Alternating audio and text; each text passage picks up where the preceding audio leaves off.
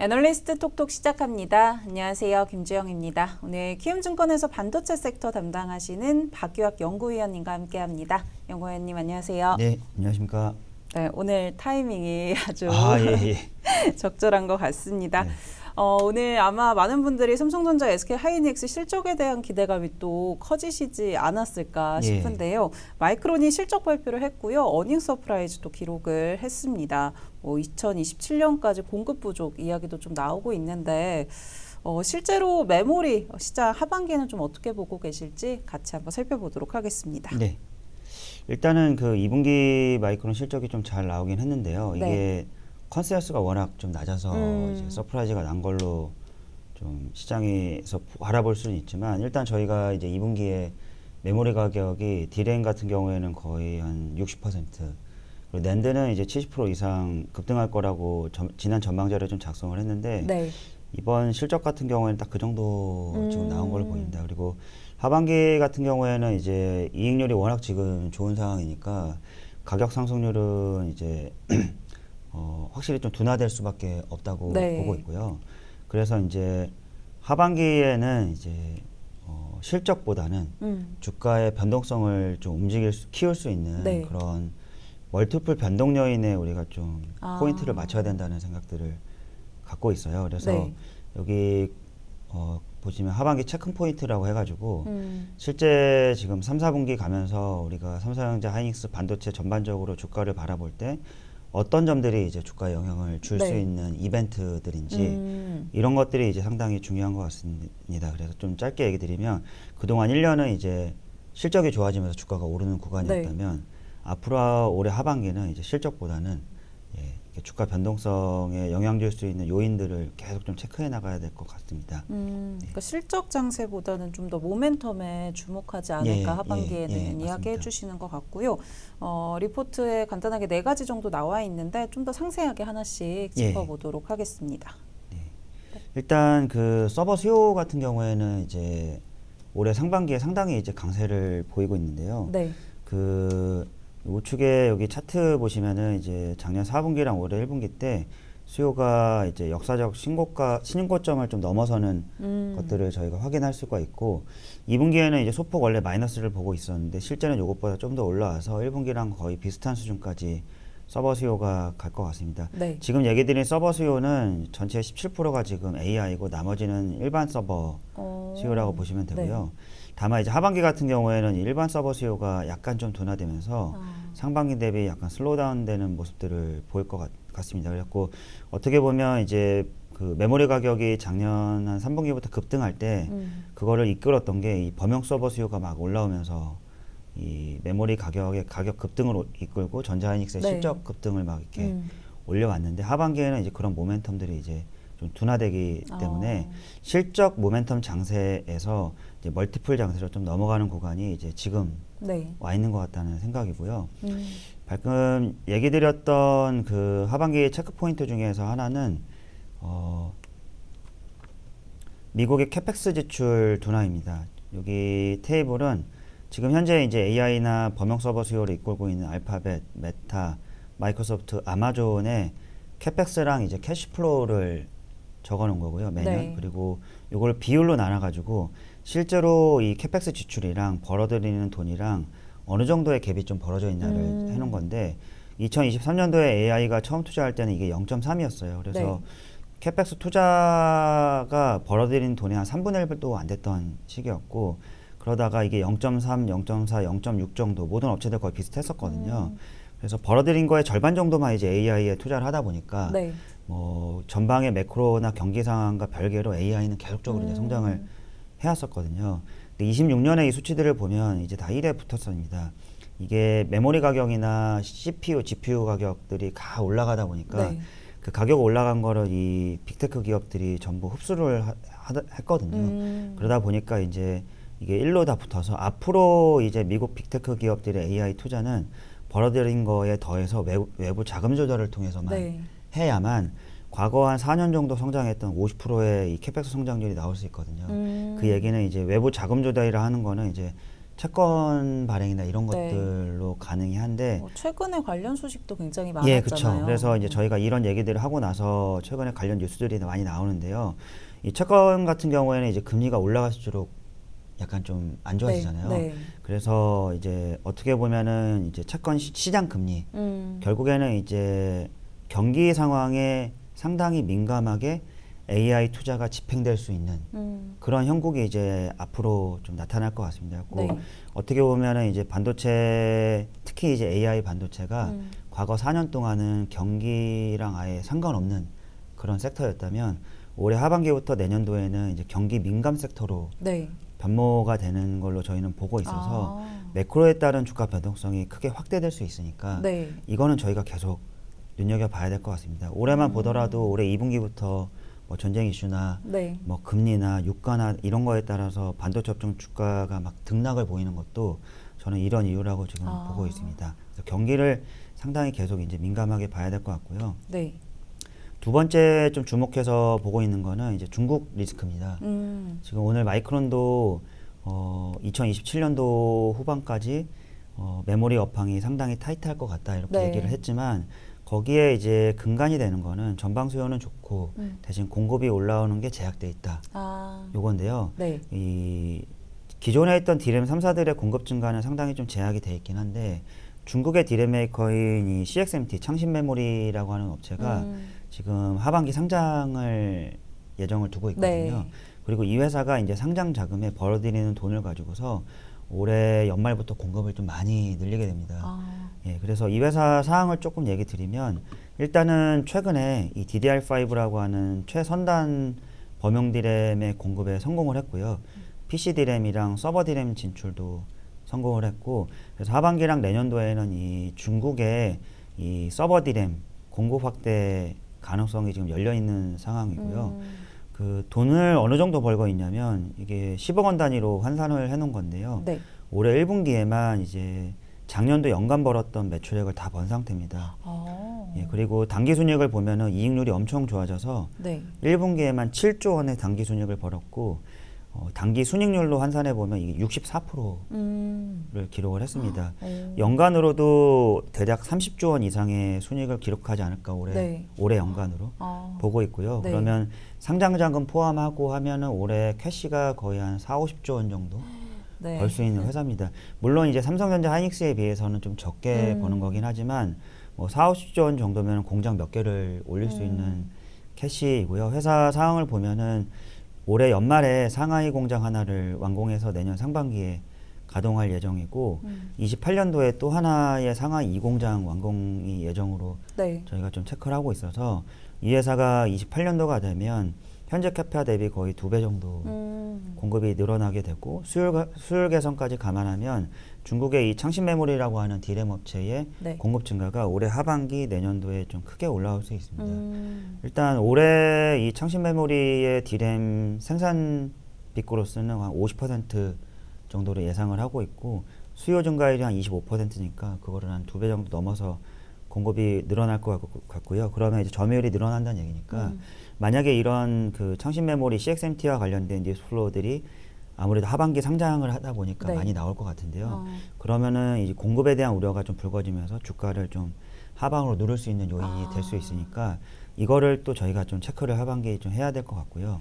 근데 궁금한 거 한 가지는 예. 이제 창신 메모리의 실적 성장의 그 배경이 이제 미국 기술주들의 수요 증가로 봐야 되는 거예요? 아니면은 중국향에서 소비가 그래도 많이 된다라고 저희가 중국 내에서 소비가 된다고 지금 봐주시면 될 것 같습니다. 그리고 실적이 많이 올라온 게 수율이 개선되면서 수익성 개선된 것도 네. 있다고 보고 있고요. 예, 어떻게 보면 지금 메모리 가격이 워낙 급등을 하고 있는 상태잖아요. 네. 뭐 바닥 대비는 5배, 6배 지금 올라 있는 상태니까 이러한 호황이 그 회사 자체적인 수율 개선이랑 맞물리면서 예, 실적의 큰 폭의 개선으로 지금 나온 것 같습니다.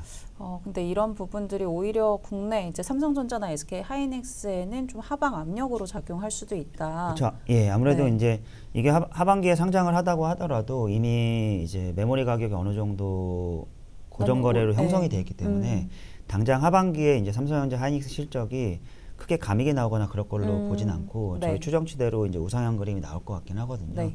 근데 아무래도 이런 우려들이 나오면 실적은 그대로 전망치가 기대심리가. 기대 심리로 네. 인해서 주가는 좀 흔들릴 수 있으니까 저희가 좀 생각을 해야 될 것 같고요. 그리고 또 하나는 이제 그 낸드 메이커인데 네. 중국의 그 양쯔 메모리 테크놀로지라는 회사도 있습니다. 낸드를 만드는 회사고요. 22년도에 이제 미국에서 블랙리스트에 집어넣으면서 제재를 많이 했는데 이 회사도 지금 낸드 쪽에서 물량을 많이 늘리고 있습니다. 아. 그래서 지금 현재 보면 요 22년 말에 미국에서 제재를 받은 이후에 캐파거든요. 네. 장비 보유됐었는데 거의 이제 증가를 못 시키다가 작년 25년 하반기부터 이제 증설을 나서고 있고 올해도 이제 증설을 하게 돼요. 그래서 올해 연말까지 가면 총 200K 정도의 이제 낸드 캐파를 양산할 것 같은데요. 네. 200K 정도면은 이제 국내 이제 하이닉스랑 연결법인인 솔리다임이 갖고 있는 거랑 거의 유사한 정도의 장비를 보유하게 됩니다. 그리고 거기에 더해서 이제 세 번째 공장이 올해 연말에 이제 완공이 돼서 또 증설을 해나갈 걸로 보이고요. 추가로 이제 28년도에 공장 2개를 더 증설할 목적으로 최근에 이제 약간 착공을 시작한 걸로 지금 파악이 되고 있습니다. 물론 자금사항이나 실적은 이제 회사가 아직 비상장이기 때문에 네. 저희가 좀 이렇게 확인을 해야 되겠지만 이 양쯔 메모리 같은 경우에도 하반기 상장 목표로 지금 뭔가 움직임이 있다는 게 이제 관련 뉴스플로들이 좀 나오고 있거든요. 네. 그래서 일단 회사 계획상으로 보면은 이제 낸드 쪽 업황에도 상당히 위협적이고요. 만약에 이제 하반기에 이제 상장하기 위해서 실적을 이제 공개를 하게 됐을 때 그 실적이 만약에 뭐 충분히 이 증설 자금에 될 것 같다 이런 식으로 나오면 또 이제 반도체 업황은 또 그 이런 기대 심리가 변동이 되면서 주가가 좀 눌림목이 있을 거기 때문에 네. 그런 것들도 저희가 좀 체크를 해야 될 것 같습니다. 참고로 이 요 맨 아래에 있는 게 YMTC인데요. 요거 테이블은 이제 각 낸드 업체별 최선단 제품들의 이제 스펙들인데 네. 여기 있는 IO 스피드가 인아웃풋 스피드라고 해가지고 서버 사용할 때 상당히 중요한 지표입니다. 이게 네. 빠를수록 추론 속도가 올라가니까 이제 중요한데요.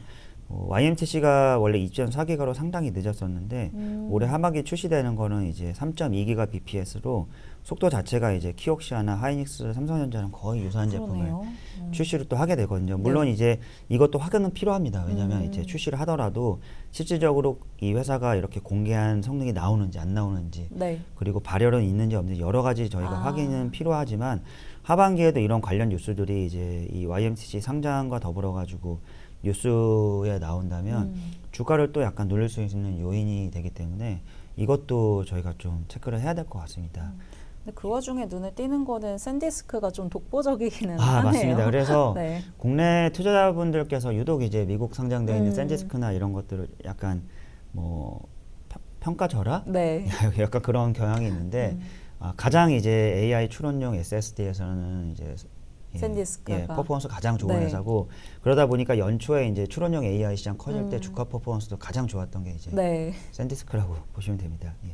이러한 부분들이 좀 작용을 했다라고 볼 수 있을 것 같고요. 우선은 두 가지 좀 주목해봐야 된다라고 짚어주신 것 같습니다. 매크로적인 부분들 또 중국에서의 이런 부분들이 좀 리스크로 작용을 할 수 있다라는 건데 또 궁금한 게 이제 IPO가 되는 게 가장 업황이 좋을 때이기도 하잖아요. 보통은 그런 경우들이 꽤 있죠. 네. 예, 국내 같은 경우는. 네. 그래서 뭐 중국도 혹시 그런 부분들이 있지 않을까라는 생각이 드는데 네, 어떻게 보세요? 지금 메모리 업황 같은 경우에는 어떻게 보면 이제 이익률로 봤을 때는 오늘 아침에 이제 마이크론도 얘기를 했지만 유례 없는 이익률을 기록을 하고 있고 지금 장기 공급 계약이 디램이나 낸드에 대해서 이제 늘어나고 있거든요. 그 중에 이제 그 프라이스 플로우라는 계약 형태가 있는데 상하단 가격 계약을 이렇게 정해놓고 3년 정도 이제 계약을 해나가요. 네. 가격은 이제 그 상하단 레인지에서 협상이 이제 들어가게 되는데 지금이 어느 정도 수준이냐면 그 장기 공급 계약의 상단 가격의 현재 가격이랑 비슷하다라고 이제 마이크론이 얘기를 하고 있으니까 그런 관점에서 봤을 때는 지금 어떻게 보면은 이제 업황의 가장 고점 정도에 이제 와 있는 상황이 있는 것 같긴 합니다. 그리고 장기 공급 계약 잠깐 얘기 드렸지만 이건 또 긍정적이긴 하거든요. 이게 이제 아무래도 방금 얘기 드렸던 이 상하단 가격이 형성돼 있는 계약 형태 비중이 늘어나다 보면 아무리 유지한다. 예, 아무리 중국이 늘어나더라도 공급을 막 늘리고 업황이 좀 빠지더라도 과거와 같은 뭐 적자나 이렇게까지는 안 가게끔 위에서 막아주고 네. 이 하단 가격 자체도 사실 상당히 높게 형성이 돼 있어서 마진율도 뭐 그렇게 막 크게 훼손될 거라 보이진 않아서 만약에 이 계약 형태가 계속 많아진다면 삼성전자 하이닉스의 주가 PER도 더 이제 올라가는 구조로 갈 수는 있을 것 같아요. 그래서 네. 하반기는 여러 가지가 막 뒤섞일 것 같습니다. 뭐 미국의 빅테크 투자가 계속될 수 있는지 매크로도 저희가 좀 봐야 되고 네. 중국의 이 D램 낸드메이커 두 개 업체가 상장을 하게 될 걸로 보고 있는데 그때 이제 관련 뉴스 플로우들도 네. 체크를 해야 되고 또 장기 공급 계약이 계속 되고 있는데 이거는 또 어느 정도 속도로 어느 정도 비중으로 늘어나는지 그래서 네. 좋은 것과 안 좋은 것들이 막 혼재되어 있는 업황이 되고 있어서 주가 변동성이 좀 심해질 수 있으니까 주의를 하면서 저희가 좀 시장을 봐야 될 것 같습니다. 뭐 확실히 최근에 뭐 레버리지 ETF도 있고 그러다 보니까 변동성도 커진 것 같은데 민감도가 좀 높아져 있다라는 부분은 우리가 계속 유의를 해봐야 될 것 같고요. 그럼 종목 단으로 좀 넘어가 보도록 하겠습니다. 사실 삼성전자가 최선호주였는데 네, 여전히 이유가 되는 걸까요? 예, 삼성전자 그렇게 보고 있습니다. 일단은 뭐 실적도 뭐 2, 3분기 실적 증가율이 계속 있고 또 하나는 아까 낸드 잠깐 얘기 드렸지만 샌디스크가 압도적으로 이제 잘 해왔잖아요. 근데 사실 이 낸드 쪽에서 삼성전자가 특히 ESSD에서 최근에 점유율을 많이 잃고 있었어요. 근데 그 신제품이 나오면서 이제 2분기, 3분기에는 ESSD, 그러니까 서버형 낸드 시장에서 점유율이 다시 이제 올라갈 걸로 보고 있어서 그러한 것들도 주가에 좀 재평가가 들어가지 않을까 생각을 좀 하고 있습니다. 그리고 그 회사의 이제 장기 과제인 이 파운드리 사업부 같은 경우에도 뭐 적자폭이 좀 개선이 되고 신규 고객도 더 확보하면서 이 추가적인 주가 모멘텀으로 개별 모멘텀으로 좀 작용할 수 있기 때문에 여러모로 전체 내에서는 일단 삼성전자를 가장 탑픽으로 이번에도 갖고 있습니다.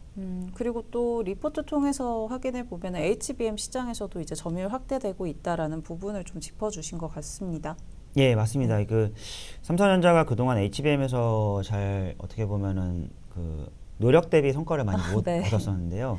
이번에 HBM4 제품부터는 이제 점유율을 크게 좀 끌어올릴 것 같고요. 내년도 같은 경우에는 또 그 HBM의 이 판가 인상도 예상이 되고 있기 때문에 이 HBM에서의 어떤 주도권을 되찾기 위한 삼성전자의 움직임이 뭐 그 전에도 있었지만 실질적으로 이제 실적이 들어오는 거는 뭐 아마 3, 4분기 온기로 이제 반영이 되면서 경쟁사의 이 격차 축소가 눈에 띄게 이제 보일 거라고 생각을 하고 있어요. 그런 것들도 이제 실적이 보이면 주가에 좀 반영되지 않을까라고 좀 판단 중입니다. 네, 삼성전자 살펴봤고요. SK 하이닉스도 이어서 짚어보도록 하겠습니다. 역시나 실적에 대한 기대감들이 있는 것 같습니다. 예, SK 하이닉스 2분기는 저희 70조 원 정도 영업이익 예상하고 있고요. 아무래도 또 미국 ADR 상장 이벤트로 인해 가지고 이제 수급도 많이 몰리고 있어서 주가가 단기적으로는 사실 뭐 섹터 내에서는 가장 강할 거라고 저희도 예상을 하고 있습니다. 실제로 이제 뭐 그렇게 움직이고 있고요. 근데 ADR 상장 이벤트가 좀 종료가 되면은 다시 이제 시장은 하이닉스에 대해서 펀더멘탈적으로 좀 접근을 할 것 같고요. 그렇게 되면 아무래도 이제 삼성전자 대비 올라와 있는 뭐 주가 밸류에이션이라든지 아까 얘기 드렸던 그런 외생 변수들에 의해서 주가가 좀 변동이 생길 수 있어서 어떻게 보면은 이제 뭐 지금 현재 수준에서는 이제 하이닉스보다는 삼성전자 쪽이 훨씬 더 좋지 않을까 이렇게 보고 있습니다. 네. 하이닉스의 경우에는 아무래도 이제 ADR 일정도 좀 더 계속 구체화되고 있는 것 같아서 이러한 부분들이 모멘텀으로 작용을 할 수는 있는데 이후에는 좀 새로운 영향도 있지 않을까 뭐 이렇게 짚어보면 단기적으로는 잘 모르겠습니다. 제가 그런 것까지 알 수는 없으니까 근데 뭐 시장의 일부는 그런 생각도 하시는 것 같긴 하더라고요. 예. 단기적으로 좀 변동성은 나올 수 있다라는 부분 참고해 보시면 좋을 것 같고요. 오늘 하반기 반도체 섹터 그리고 삼성전자, SK 하이닉스까지 살펴봤습니다. 참고해 보시면 좋을 것 같습니다. 연구위원님과 여기까지 이야기 나눠보도록 하겠습니다. 오늘 고맙습니다. 네, 감사합니다.